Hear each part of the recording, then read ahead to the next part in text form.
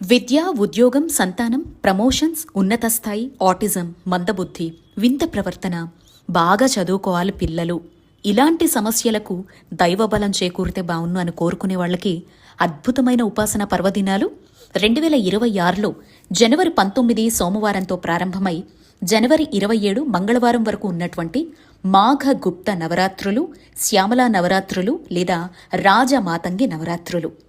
అమ్మకు ఎన్నో రూపాలండి. అవన్నీ దుష్ట శిక్షణ, శిష్టరక్షణ కోసమే. కానీ నీ మనసులో కొలిచే అమ్మ రూపానికి మాత్రం ఈ విశేషమైన 9 రోజుల పాటు ఆరాధన చేస్తే అద్భుత ఫలితాలు అందుకోవచ్చు. మంత్రోపదేశం ఉన్నవాళ్లు, సాధకులకు ఈ మాఘగుప్త నవరాత్రులంటే ప్రాణం.